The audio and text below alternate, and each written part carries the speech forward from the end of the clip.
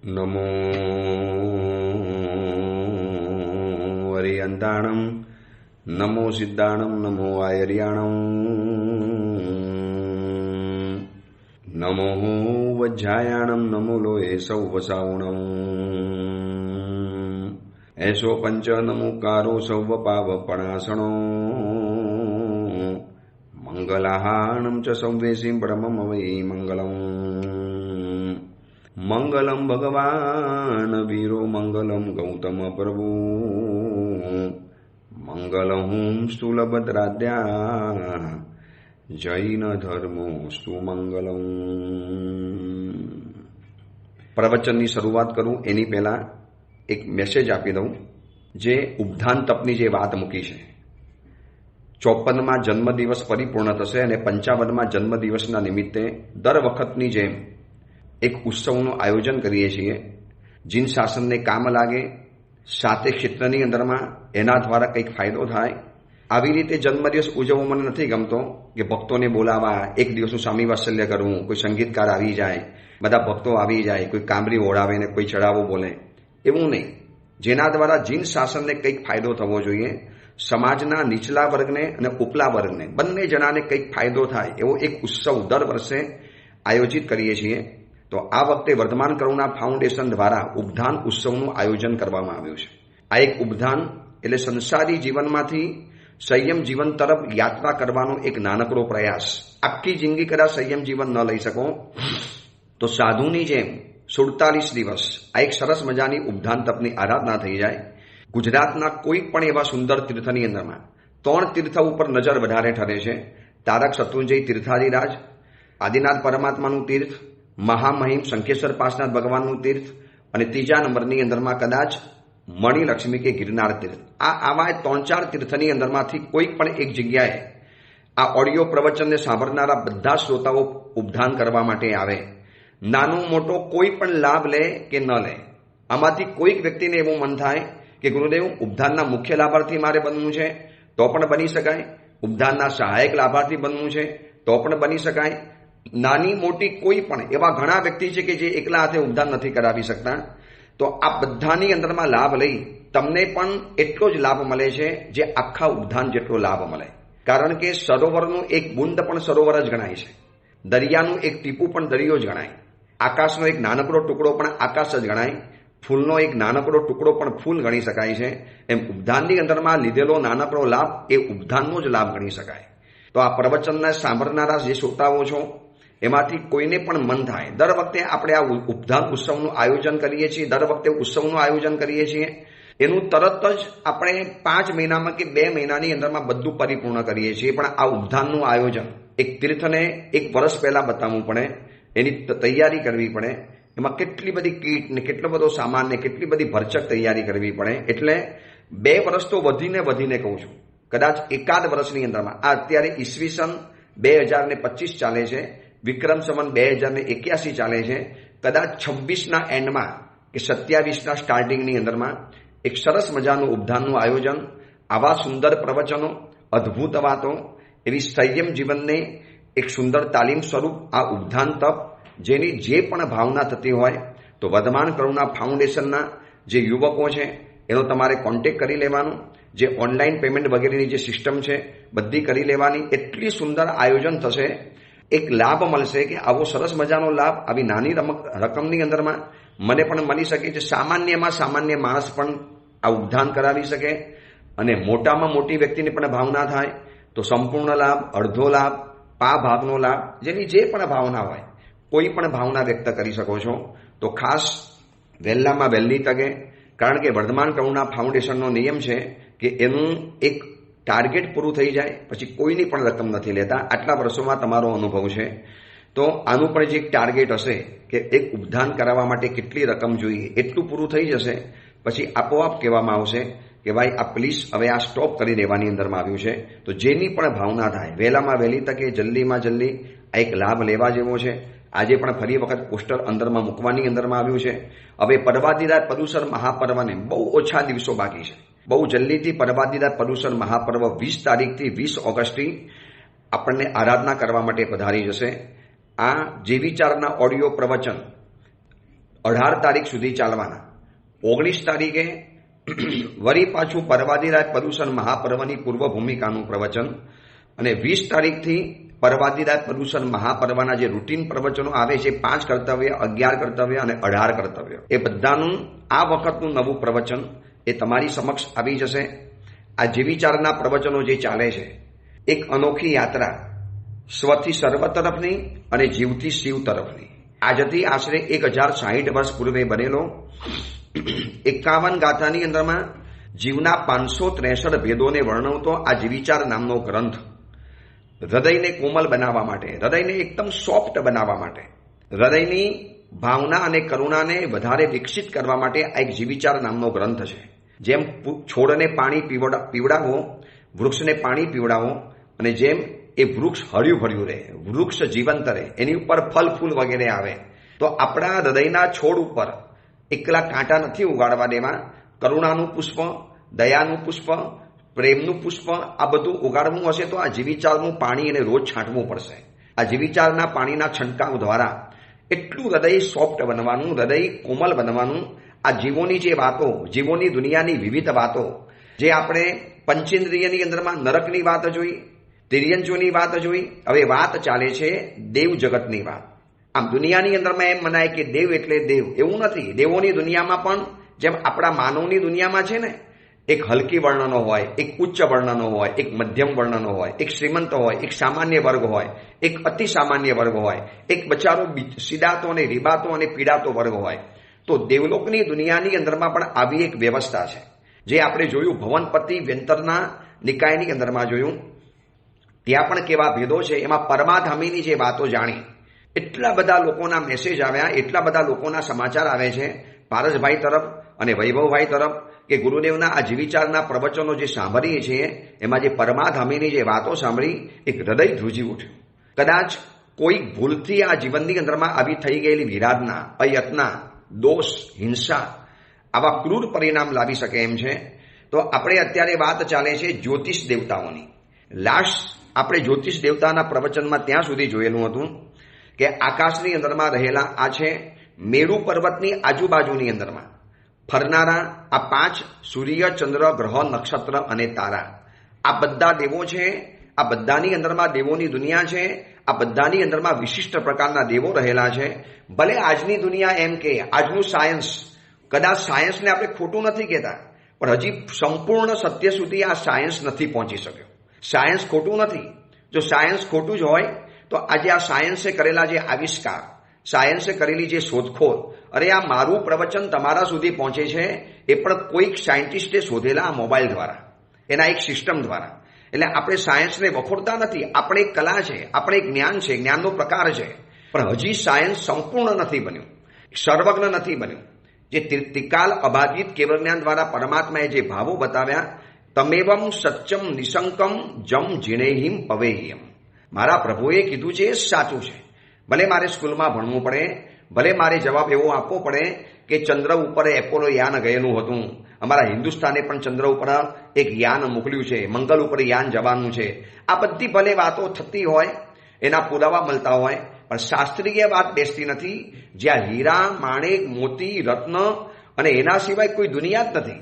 શું એ ચંદ્ર ઉપર જઈને એપોલો યાન અને નીલ આર્મસ્ટ્રોંગ ભાઈ ખાલી માટી લઈને આવે ધરતી ઉપર? કેટલા બધા દેવોને વટાવીને જવું પડે. આપણે જોયું ને ગયા વખતે તારાનું વિમાન, સૂર્યનું વિમાન અને પછી ચંદ્રનું વિમાન આવે.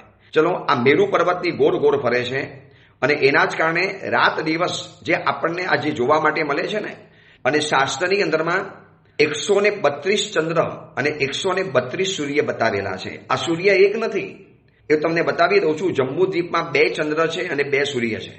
આ વાતને આ સુધીમાં સાયન્સ પ્રૂવ માનતું હતું, પરંતુ જ્યારે એને ખબર પડી કે જૈન થિયરી આવી છે અને પછી એ લોકોએ જ્યારે તપાસ કરી ત્યારે એ લોકોને પણ માનવું પડ્યું કે નહીં ભાઈ, વાત સાચી છે. ચંદ્ર 2 છે અને સૂર્ય પણ 2 છે. પછી લવણ સમુદ્રની અંદરમાં, એટલે અઢી દ્વીપને, આ જમ્મુ દ્વીપ જે અઢી દ્વીપનો છે, એને ઉજારું આપવા માટે 2 ચંદ્ર અને 2 સૂર્ય જોઈએ છે. હવે એના કરતાં ડબલ છે લવણ સમુદ્ર, તો એની અંદરમાં 4 ચંદ્ર છે અને 4 સૂર્ય છે. ઘાટકી ખંડ એનાથી ડબલ છે, તો 12 સૂર્ય છે અને 12 ચંદ્ર છે.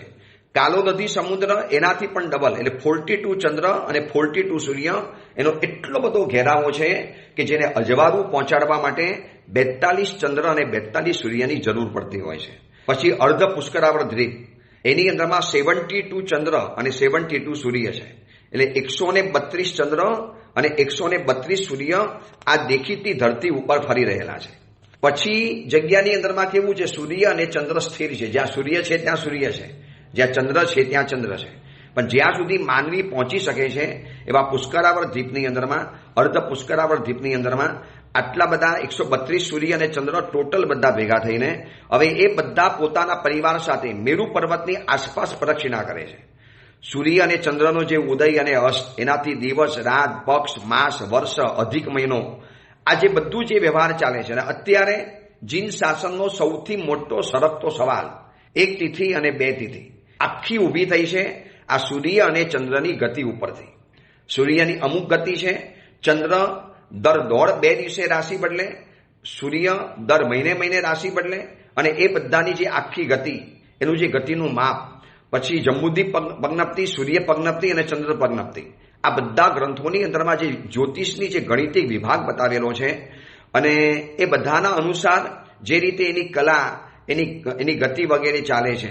હવે એની અંદરમાં એટલા મોટા મતભેદો સર્જાયા છે. કદાચ સૂર્ય ચંદ્રને ખબર નહીં હોય કે અમારા ભ્રમણના કારણે આ ધરતી ઉપર જીન શાસનની અંદરમાં 2 મોટા ઝઘડા ચાલે છે, અને જીન શાસનની અડધી શક્તિ આ એક તિથિ અને 2 તિથિના ઝઘડાની અંદરમાં ખતમ થઈ ગઈ.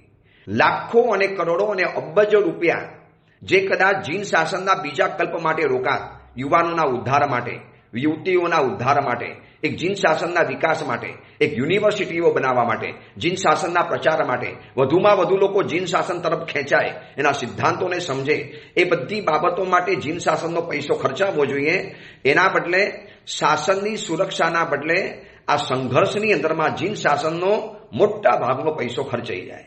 સામે એક તિથિવાળાએ ઉપાશ્રય ઉભો કર્યો, એટલે 2 તિથિવાળા બરોબર એની સામે ઉપાશ્રય ઉભો કરશે. પણ સાહેબ જરૂર નથી, બસ આને ઉભો કર્યો એટલે મારે ઉભો કરવાનો, એની દુકાનને તોડવા માટે મારે મારી દુકાન મોટી કરવાની, પછી પ્રભાવનાનું જોર, પછી લાલચનું જોર, પછી આમ કરો તો આમ થશે, અને આની અંદરમાં સામે બંને પક્ષોને પછી દાવ ખેલવા પડે. એક તિથિને પણ ખેલવા પડે, 2 તિથિને પણ ખેલવા પડે. આ ક્યારે અટકશે ખબર નથી. આ સૂર્ય અને ચંદ્ર ઉપરનું આખું આ એક ગણિત નક્કી થયેલું છે. આ બધા વૈમાનિક દેવતા, આ બધા જ્યોતિષ દેવતાઓ છે. એટલે એમ કહેવાય છે કે એક ચંદ્રના પરિવારમાં જે લોકોને એમ માનતા હો કે મૂન ઉપર એપોલો યાન ગયેલું હતું, અને હજી જે બધા યાન જવાના હોય, ટોટલી બોગસ, નોટ પોસિબલ, આ બની જ ન શકે, નેવર પોસિબલ, બની જ ન શકે. એટલા માટે બતાવું છું કે એક ચંદ્રના પરિવારની અંદરમાં એક સૂર્ય, એ ઉપરાંત 88 ગ્રહો, 28 નક્ષત્ર અને 66,975 કોટી તારાઓ હોય છે. અને દરેક સૂર્ય ચંદ્રના દેવોના સામાનિક અને આત્મરક્ષક અને પારિષદના હજારો દેવતાઓ હોય છે. આ એક ચંદ્રનો પરિવાર બતાવ્યો. એક ચંદ્રના પરિવારની અંદરમાં એક સૂર્ય હોય, 88 ગ્રહ, 28 નક્ષત્ર, 66,975 કોટી તારાઓ, સ્ટાર, અને આ બધાના વરી પાછા આત્મરક્ષક દેવતા, એના પારિષદ દેવતા, એના બીજા બધા સામાનિક દેવતાઓ તો અલગ છે. 18 દ્વીપની બહાર સૂર્ય અને ચંદ્ર ગ્રહ નક્ષત્ર છે, એ બધા સ્થિર છે, ચર નથી. આપણી ત્યાં ચર છે, એ લોકોને અચર છે, સ્થિર છે, જેવા છે એવા છે. હવે મને આટલું બતાવો, એક ચંદ્રની દેવતાની સેવાની અંદરમાં જો આટલા બધા દેવતાઓ બતાવેલા છે, શું એપોલો યાન ગયું તો કોઈ મળ્યું જ નહીં એને? ખાલી માટી જ મળી? આટલા બધા આત્મરક્ષક દેવા, પારિષદ દેવાઓ, આ બધું જે થાય છે ને, કોઈ ધરતીનો એવો ખૂણાનો ભાગ છે કે ત્યાં સુધી આ લોકો પહોંચે છે, અને ચંદ્રની સપાટી જેવું દેખાતું હોય માટે જ કહે છે ને કે ત્યાં બધી સપાટી ખરબચડી છે. અને આ બધું ડાઉટ પડતો હોય તો અમેરિકાવાળાએ જ, લેખકોએ આ પુસ્તક બહાર પાડ્યું છે, વી નેવર વેન્ટ ધ મૂન. અમે ક્યારે ચંદ્ર ઉપર ગયા જ નથી. ત્યાંના લેખકોએ આ પુસ્તક બહાર પાડ્યું છે, ક્યારેક વાંચી લેવા જેવું છે. ચલો આપણે આગળ વધીએ. હવે આવે છે વૈમાનિક દેવતાઓની દુનિયા. ભવનપતિ, વ્યંતર, જ્યોતિષ અને વૈમાનિક દેવ, છેલ્લા નંબરના દેવતાઓ વિશિષ્ટ દેવતાઓ કહેવાય. જ્યોતિષ દેવતાઓ પણ ગણાય છે ઉપર, પણ એ પણ મનુષ્ય લોકની અંદરમાં છે. મેરુ પર્વતની આસપાસ. ભવનપતિ અને વેંતર તો નીચે રહેલા છે, નરકના પાછળની અંદરમાં આજુબાજુમાં રહેલા છે. હવે જે આકાશની અંદરમાં છે, જે ઉધ્વગામી છે, જે ઉપર રહે છે, એ છે વૈમાનિક દેવતાઓ, એટલે વિમાન સંબંધી દેવતાઓ. હવે એના બે ભેદ છે, કલ્પોપન્ન અને કલ્પાતીત. કલ્પોપન્ન એટલે કોને કહેવાય? કલ્પ એટલે આચાર, મર્યાદા, નીતિ નિયમ. જેમ આજે સંસારની અંદરમાં છે ને, કેટલીક વ્યક્તિઓને કોઈ પણ જાતના આચાર, પછી ડ્યુટી, બાંધછોડ કે એને વ્યવહારમાં જમવું પડે. કોકના લગ્ન, કોકનું મરણ, કોકનું જમણ, કોકના પારણા ને કોકના કંઈ ને કંઈ પ્રસંગો હોય જેને જવું પડતું હોય. કેટલાક એવા છે કલ્પાતીત, એ આપણે કોઈની સાથે સંબંધ રાખ્યો નથી. મારે કોઈ આવે એવું નથી ઈચ્છતો અને હું પણ કોઈના ઘરે જાઉં એવું પણ મને મન થતું નથી. આ બધા કહેવાય કલ્પાતીત, જેને બધા વ્યવહારોથી દૂર. કલ્પ એટલે મર્યાદા, અને એની અંદરમાં રહેલા છે જેને બધી મર્યાદા પારવી પડે. દેવલોકની બધી મર્યાદા પારવી પડે. પરમાત્માનો જન્મ મહોત્સવ હોય, દેવતાનો કોઈ ઇન્દ્ર મહારાજાનો આદેશ થાય તો આ બધું જેને પાડવું પડે, આ બધાને કહેવાય છે કલ્પોપન્ન કહેવાય. જે દેવોમાં ઇન્દ્ર, સામાનિક, ત્રાયત્રિંશત વગેરે જે મોટા નાના સ્વામીઓ છે, એ બધાને સ્વામી સેવકની મર્યાદા હોય એને કલ્પોપન્ન કહેવાય. જેમાં ભવનપતિ, વેંતર, જ્યોતિષાદી દેવતાઓ, આ બધી વ્યવસ્થા તો છે જ, પણ 12 વૈમાનિક દેવોની અંદરમાં પણ આ વ્યવસ્થા છે. ઇન્દ્ર અને એની આજ્ઞાની અંદરમાં રહેલા બીજા સામાનિક દેવો. અને કલ્પાતીત એટલે જેને કોઈ પણ જાતના કલ્પ પારવાના નથી, જેને કોઈ પણ જાતના કલ્પની વ્યવસ્થા નથી હોતી. એનું પુણ્ય જેવું છે, આ ભવની અંદરમાં કોઈને પણ નડ્યા વગર જે આરાધના કરે તો દેવલોકની અંદરમાં પણ એને કોઈ નડતું નથી. એટલે ઘણા કહે ને કે સાહેબ મર્યા પછી મને સ્વર્ગ મળશે. હું એને એક જ કહું, જે વ્યક્તિ જીવતા સ્વર્ગ ઊભું કરે છે એને જ મર્યા પછી સ્વર્ગ મળે છે. ભૈયા આપણે જ્યાં જીવીએ છીએ ત્યાં સ્વર્ગ ઊભું કરો તો આપણને ભવિષ્યની અંદરમાં સ્વર્ગ મળશે. આપણે જીવ્યા ત્યાં જો આપણે નરક ઊભી કરી તો મર્યા પછી આપણને સ્વર્ગ કેવી રીતે મળવાનું હતું? તો આ કલ્પોપન્ન અને કલ્પાતીત એની આ વ્યવસ્થા રહેલી છે, જેની અંદરમાં આ બધા દેવતાઓની વ્યવસ્થા છે. તો મેરુ પર્વતની સમભૂતલ જે પૃથ્વી, એની ઉપર એક રાજ ઉપર જાવ એટલે જ્યોતિષ ચક્રની ઉપર અસંખ્યાતા યોજન ગયા પછી જ્યોતિષના દેવતાઓથી પણ અસંખ્ય ઉપર જવાનું. એટલે પહેલો અને બીજો દેવલોક સામ સામે એક જ સપાટીમાં, એક જ ધરીમાં, એક જ લાઇનની અંદરમાં રહ્યા છે. સૌધર્મ દેવલોક અને ઈશાન દેવલોક. દક્ષિણ દિશાની અંદરમાં છે સૌધર્મ દેવલોક અને ઉત્તર દિશાની અંદરમાં છે ઈશાન દેવલોક. આખી જૈન જીઓગ્રાફી છે, જૈન ભૂગોળ છે. અસંખ્ય યોજન ઉપર જઈએ જ્યોતિષના વિમાનોથી, એટલે આ વ્યવસ્થા શરૂ થાય છે. એમાં સૌધર્મ દેવલોકના ઇન્દ્ર મહારાજા 32 લાખ અને ઈશાન દેવલોકના ઇન્દ્ર 28 લાખ વિમાનના માલિક છે. ઉપર જાઓ એટલે વિમાનો ઘટતા જાય છે. પહેલા દેવલોકની અંદરમાં 32 લાખ વિમાન, અને આ વિમાન જેવું તેવું ન હોય. એનું લોક પ્રકાશ, પ્રવચન સારોદ્ધાર, પન્નવણા વગેરે ગ્રંથોની અંદરમાં જે માપ બતાવ્યું છે ને, કદાચ આ આખા એક નગરો નહીં, સમગ્ર હિન્દુસ્તાન નાનો પડે. આ બધા જેટલા દેશો દેખાય છે બધા નાના પડે એવા એક વિમાનો હોય. એટલા મોટા વિરાટ વિમાન, એની અંદરમાં અદ્ભુત સુખને ભોગવવાનું. એમાં કંઈ બધા સુખ ભોગવે છે એવા નથી. અહીંયા પણ જેમ ઝાડુ પોછા કરનારા વ્યક્તિઓ હોય છે, તો દેવલોકમાં પણ એવી એક વ્યવસ્થા ગોઠવાયેલી છે.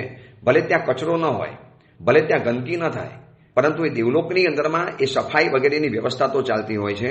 તો 32 લાખ અને 28 લાખ વિમાન છે.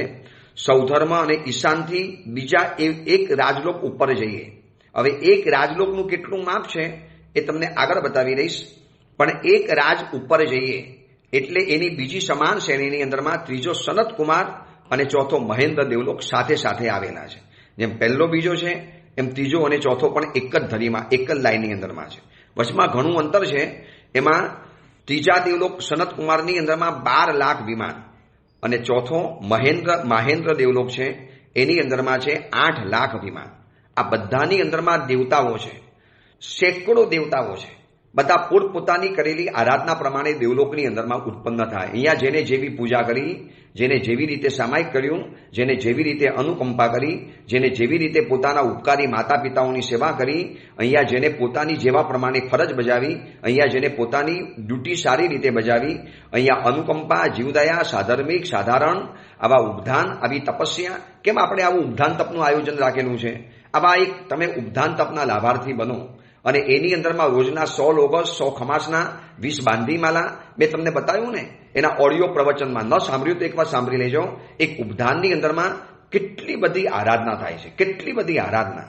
રોજના 2000 નૌકાર એટલે એક વ્યક્તિને 1 લાખથી તો વધુ નૌકાર આ 47 દિવસની અંદરમાં ગણાઈ જવાના. માનો વ્યક્તિ સુંદર આરાધના કરે, કેટલું બધું પુણ્યનું ભાથું બાંધીને જાય અને આવા જેને સ્વદ્રવ્યથી ઉપધાન કરાવ્યા, એકલ પંડે ઉપધાન કરાવ્યા, મુખ્ય લાભાર્થી બન્યા, સહ લાભાર્થી બન્યા, એક નાનકડો પણ લાભ લઈ લીધો, એની જો દિલ લઈને અનુમોદના કરી સાચા દિલે, તો આવનારા ભવની અંદરમાં આવા દેવલોકના પુણ્ય બંધાતા હોય છે. આવા દેવલોકની દુનિયાની અંદરમાં જન્મ મળતો હોય છે. આ એક અદ્ભુત દુનિયા છે દેવલોકની. તો આપણે પહેલો બીજો જોયો, ત્રીજો ચોથો જોયો. હવે 5મો દેવલોક આવે છે બ્રહ્મ નામનો દેવલોક. એનાથી અડધો રાજ ઉપર જઈએ, ત્રીજા અને ચોથા વિમાનથી અડધા રાજલોક ઉપર જઈએ એટલે 5મો બ્રહ્મ નામનો દેવલોક આવે છે, જે 4 લાખ વિમાનોને ધરાવે છે. એનાથી એકબીજાથી અડધા રાજ ઉપર જઈએ એટલે 6ઠ્ઠો લાંતક અને 7મો મહાશુક્ર, એ વળી પાછા સામસામે આવેલા છે. પહેલો બીજો સામસામે, બીજો ત્રીજો સામસામે, પહેલો ત્રીજો ચોથો સામસામે, 5મો દેવલોક વચમાં એક જ, અને વળી પાછો 6ઠ્ઠો અને 7મો. 6ઠ્ઠો દેવલોક છે લાંતક અને 7મો દેવલોક છે મહાશુક્ર અને 8મો છે સહસ્ત્રા. આ બધા દેવલોકો આવેલા છે, જે અનુક્રમે એટલે કે 6ઠ્ઠો દેવલોક 50,000 વિમાન છે, 7મો મહાશુક્ર જે છે એના 40,000 વિમાન છે, અને 8મો જે સહસ્ત્રા નામનો જે દેવલોક છે એમાં માત્ર 6,000 વિમાન છે. ઉપર જાવ, વિમાનનું કદ વધતું જાય, વિમાનનો વિસ્તાર વધતો જાય, વિમાનનું ક્ષેત્રફળ વધતું જાય, પણ વિમાનોની સંખ્યા ઘટતી જાય. એનાથી બીજા અડધા રાજ લોકો ઉપર જઈએ એટલે એક જ લેવલ ઉપર, એક બાજુ 9મો દેવલોક આનત નામનો અને બીજી બાજુ 10મો પ્રાણત નામનો દેવલોક છે. સામસામે, પહેલા બીજા સામસામે, ત્રીજા ચોથા સામસામે, 5મો વચ્ચે, 6ઠ્ઠો 7મો સામસામે. એવી રીતે આ 10મો અને 9મો દેવલોક સામસામે આવેલા છે. આ બંને દેવલોકના મળીને કુલ 400 વિમાન છે, બંનેના મળીને. અને આ 2 દેવલોકના ઇન્દ્ર એક જ હોય છે. 2 દેવલોક એટલે વિચારજો, આ દેવલોકની અંદરમાં જન્મ લેનારો વ્યક્તિ કેટલો પુણ્યવાન હોય, એનો ઇન્દ્ર બનનારો કેટલો મોટો હોય કે 9મા અને 10મા દેવલોકનો ઇન્દ્ર એક કોમન ઇન્દ્ર. આ દુનિયાની અંદરમાં એવું જોયું કે અમેરિકા અને ભારત દેશનો કોમન વડાપ્રધાન હોય, કોમન રાષ્ટ્રપતિ હોય, રાષ્ટ્રપ્રમુખ હોય. ભૈયા અહીંયા હિન્દુસ્તાન છે તો હિન્દુસ્તાનના નરેન્દ્ર મોદી સાહેબ છે, બીજાની અંદરમાં બીજા છે. પણ આ એક વિશિષ્ટ પુણ્યશાળી વ્યક્તિઓ જન્મે છે કે જે 2 દેવલોકના ઇન્દ્ર એક જ છે. એનાથી બીજા અડધા રાજલોકની અંદરમાં ઉપર જઈએ એટલે 11મો દેવલોક અને બીજી તરફ 12મો દેવલોક, એ પણ સામસામે છે. અને આ બંને દેવલોકના પણ ઇન્દ્ર એક જ હોય છે. 11મા અને 12મા દેવલોકનો ઇન્દ્ર એક જ, 9મા અને 10મા દેવલોકનો પણ ઇન્દ્ર એક જ છે. અને અત્યારે તમને જનરલ નોલેજ માટે બતાવી દઉં કે અત્યારે 12મા દેવલોકના ઇન્દ્ર તરીકે શાસન કરે છે સીતા માતાનો જીવ, જે રામચંદ્રજીની પત્ની હતી સીતા માતા, જે રામાયણની અંદરમાં પ્રસિદ્ધ છે. એ આ સીતા માતા અત્યારે 12મા દેવલોકની અંદરમાં ઇન્દ્ર બનેલા છે અને બંને દેવલોકનું સંચાલન કરે છે, 11મા અને 12મા. આ બંનેના ભેગા થઈ અને 300 વિમાનો હોય છે. હવે દેવલોકની અંદરમાં કેટલી જાતના દેવતાઓ હોય, જેમ અહીંયા હોય છે ને, કોઈ બ્રાહ્મણ, કોઈ વૈશ્ય, કોઈ ક્ષત્રિય, કોઈ ક્ષુદ્ર, કોઈ ગમાર, કોઈ અભણ. તો દેવલોકમાં પણ આવું હોય છે. દેવલોકના વ્યવહારો હોય છે ઇન્દ્ર મહારાજા, બધાનો સ્વામી. આવા કુલ 64 ઇન્દ્રો હોય છે. પછી સામાનિક દેવતાઓ, ઇન્દ્ર જેવી જ વૃદ્ધિવાળા, જે ઇન્દ્ર બનતા અટકી ગયા છે. ઇન્દ્ર બનવા માટેનું થોડુંક પુણ્ય ઓછું પડ્યું, મામૂલી પુણ્ય ઓછું પડ્યું, એટલે એવી વ્યક્તિઓને સામાનિક દેવતા તરીકે જન્મ લેવો પડતો હોય છે. પછી ત્રીજા નંબરમાં આવે છે ત્રાયંત્રિસત, જે મંત્રી અને પુરોહિતનું કામ કરે છે. ચોથા નંબરમાં આવે છે પારિષદ્ય, જે મિત્રનું કામ કરે. પછી 5મા નંબરમાં એક દેવતાઓની જાતિ છે આત્મરક્ષક, જે હંમેશા બીજાના વોચમેન હોય, જે રક્ષકનું કામ કરે. દેવલોકની અંદરમાં ઇન્દ્ર મહારાજાના આ બોડીગાર્ડ તરીકે એ લોકોને લેવાનું. પછી 6ઠ્ઠા નંબરમાં આવે છે લોકપાલ, જે સરહદની સુરક્ષા કરે છે. દેવલોકની પણ એક સરહદ હોય. આ દેવલોકની હદ પૂરી થઈ અને બીજા દેવલોકની હદ શરૂ થઈ, એની સુરક્ષા કરવાની આખી જવાબદારી લોકપાલના મસ્તક ઉપર હોય. 7મા નંબરમાં આવે છે અનિક, જે સૈનિકો હોય, સેનાપતિનું કામ કરે, સૈનિકો તરીકે જે લોકો કામ કરે. પછી 8મા નંબરમાં આવે છે પ્રકીર્ણક દેવતાઓ, જે લોકો નગરવાસી દેવતાઓ કહેવાય, સામાન્ય દેવતાઓ. પછી અભિયોગ્ય, જે લોકોનું સેવક તરીકેનું કામ હોય, જેની ઉપર અભિયોગ ચાલે, આદેશ ચાલે, જેને ઓર્ડર આપી દેવાની અંદરમાં આવે. અને 10મા નંબરમાં આવે છે કિલ્બિશિક, જે અંત્યજ સમાન, એટલે કે અહીંના જે એકદમ કહેવાય ને હરિજન જેવા, એકદમ બેકવર્ડ, બીસી વર્ગ, એકદમ હલકો વર્ગ. બસ એવી ત્યાં ઝાડુ પોછા કરવાના, સફાઈ કરવાની. ઇન્દ્ર મહારાજા કે તો હાથી ઘોડા બનવાનું, ઢોલક બનવાનું, આવા જાત જાતના રૂપ લેવા પડે. આ લોકો બહુ દુઃખી હોય, બહુ ત્રાસી ગયેલા હોય કે અમારે મજા જ નહીં કરવાની, જ્યારે ને તારે ઇન્દ્રનો આદેશ માનવાનો. આ ભવની અંદરમાં જે સ્વચ્છંદ રહ્યા છે, દેવગુરુ ધર્મની નિંદા કરી છે, આરાધના કરી છે, પણ વિરાધનાની ભરપૂર કરી. આરાધના પણ કરી, વિરાધના પણ કરી.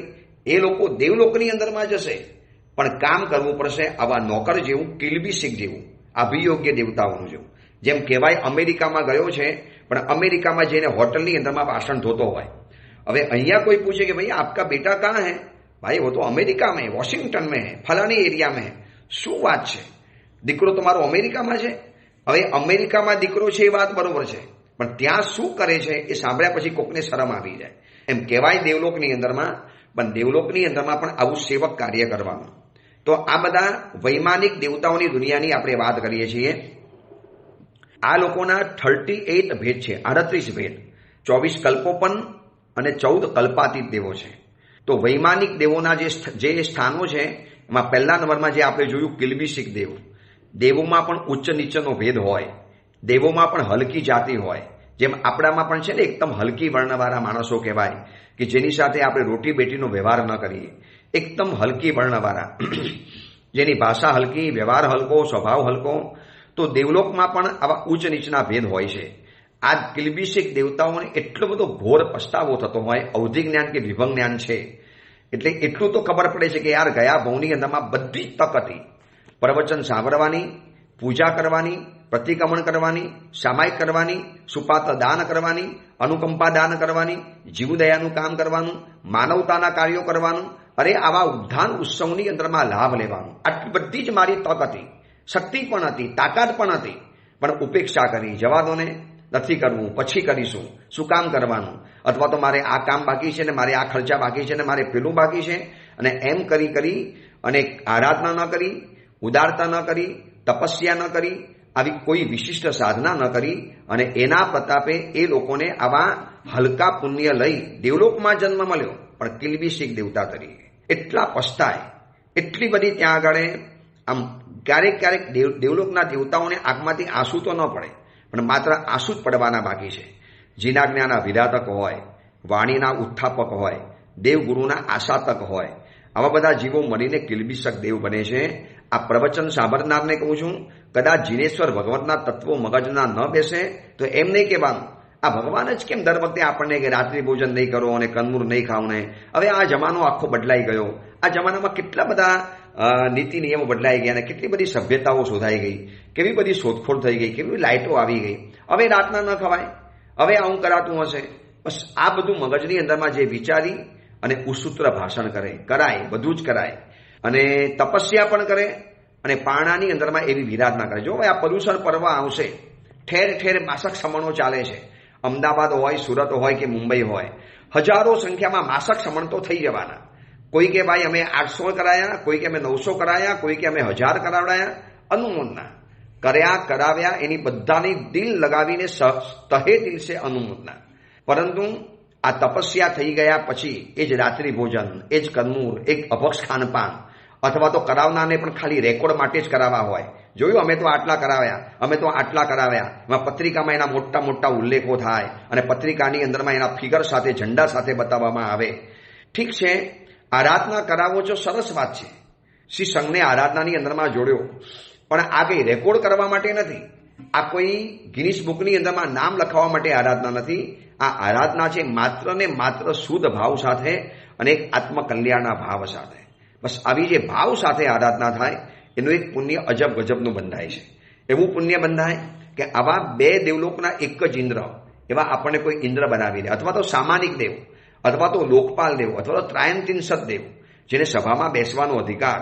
આ બધાને સભામાં નહીં જવાનું, આ બધાને સભામાં બેસવાનો અધિકાર નહીં. આજે સ્કાય સ્કેપર અને એકદમ સુંદર મજાના ફર્નિશ્ડ ફ્લેટ બનાવીને મજૂર વર્ગને તો ઝૂંપડામાં જ રહેવાનું હોય.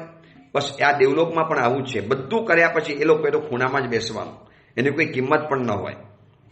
આવા દેવતાઓનું આયુષ્ય પણ ઓછું હોય, એનો પ્રભાવ પણ ઓછો હોય, એ લોકોનું તેજ પણ ઓછું હોય. એટલે પહેલા નંબરમાં આવે છે આવા કિલ્બિશિક દેવતાઓ. હવે બીજા નંબરમાં આવે છે લોકાંતિક દેવતાઓ. આ એક વિશિષ્ટ દેવતાઓ છે. જેમ કિલ્બિશિક દેવતાઓ એક હલકી જાતિના કહેવાય છે, તો એની સામે આ લોકાંતિક દેવતાઓ એક વિશિષ્ટ દેવતાઓ કહેવાય કે જેમને તીર્થંકર પરમાત્માને દીક્ષા વખતે વિનંતી કરવાનો એક કાયમી અધિકાર મળી ચૂકેલો છે. કાયમ માટેનો ચઢાવો કે તમારે તીર્થંકર પરમાત્મા દીક્ષા લેવાની હોય ત્યારે તમારે જઈને વિનંતી કરવાની. ચલો, આ લોકાંતિક દેવતાઓ કોણ બની શકે? અને લોકાંતિક કેમ કહેવાય છે? કેમ એ લોકોને જ આવી રીતે પરમાત્માને વિનંતી કરવાનો અધિકાર મળ્યો કાયમ માટે? પ્રભુ તીર્થ પ્રવર્તાવો, પ્રભુ સંયમ સ્વીકારો, આ અસાર સંસારની અંદરમાં એક ધર્મની નાવડી મૂકો જેના સહારે જીવો ભવ સમુદ્રને પાર પહોંચી જાય. આવી જીવો વિનંતી કરે છે. એ બધી જ વાત બહુ સરસ મજાની વાત ચાલશે. બસ પર્વાધિરાજ પર્યુષણ મહાપર્વ બહુ દિવસો નજીકની અંદરમાં આવી ગયા. આપણા પણ આ પ્રવચનો લગભગ રવિવાર સોમવારે બંધ રહેશે. શનિવાર સુધી પ્રવચન ચાલશે. એટલે 3-4 આ પ્રવચનો પતી જશે. પછી રવિવાર સોમવારનો આરામ કરી અને વચની અંદરમાં મંગળવારના દિવસે બુધવારથી પર્વાધિરાજ પર્યુષણ મહાપર્વ છે, તો મંગળવારનું એક પ્રવચન આવશે પર્વાધિરાજની પૂર્વ સંધ્યાએ. કેવી રીતે આરાધના કરવી, શું આરાધના કરવી, આરાધના કરતા શું ધ્યાન રાખવું, આવા અદ્ભુત પર્વાધિરાજ મળ્યા છે એની સુંદરતમ વાતો એ પ્રવચનની અંદરમાં કરીશું. એ જ મંગલ કામના મંગલ ભાવના. જીનાગના વિરુદ્ધ કાંઈ પણ બોલાયો હોય તો મિચ્છામી દુક્કડમ.